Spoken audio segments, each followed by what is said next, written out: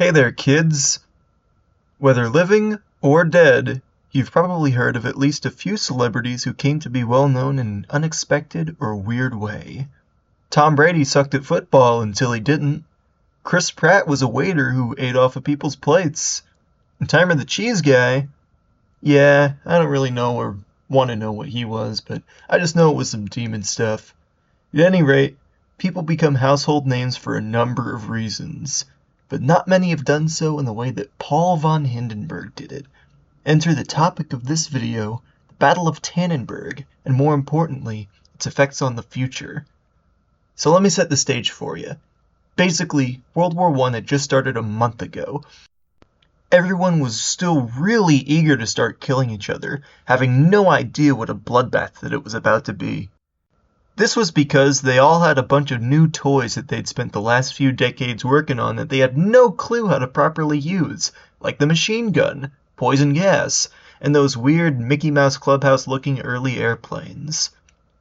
Russia never really got the hang of that whole Industrial Revolution thing, and as a result they had barely any industry whatsoever, and their army was very much outdated, forcing them to rely on their sheer numbers in these grand, elaborate ground attacks.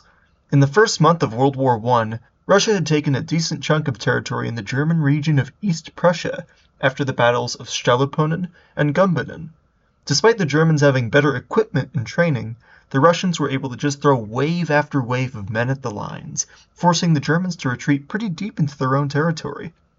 Eventually, the Russians were looking like they were on good pace to take the German city of Königsberg, one of the largest cities in Germany and the largest in East Prussia.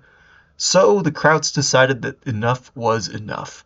The previously mentioned Paul von Hindenburg was commanding the 8th Army along with his chief of staff, General Erich Ludendorff, who kind of looks like a very disappointed walrus.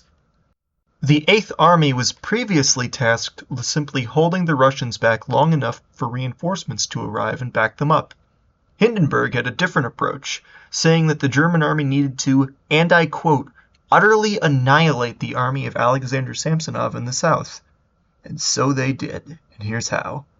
So as you can see here, the German 8th Army was able to surround and crush Samsonov's army, which had overextended and exhausted itself trying to occupy the German city of Allenstein to the west.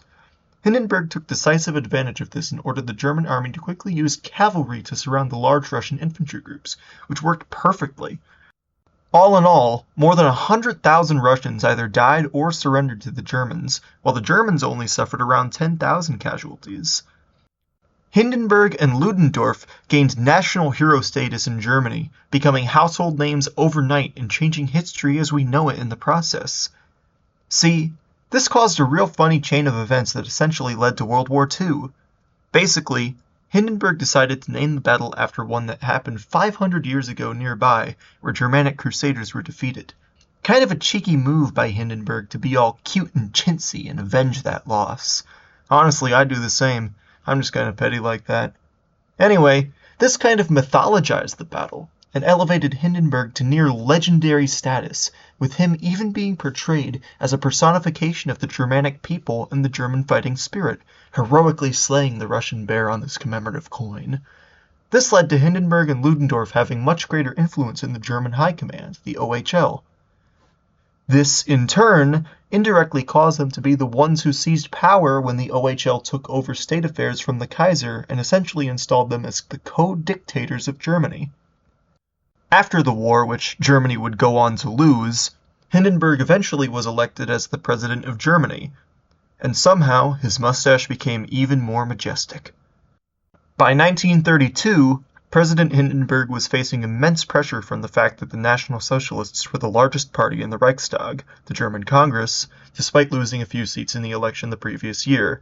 It was under these circumstances that President Hindenburg appointed Adolf Hitler to be the Chancellor of Germany after the previous Chancellor's resignation. Therefore, the Battle of Tannenberg indirectly caused World War II. Think about that.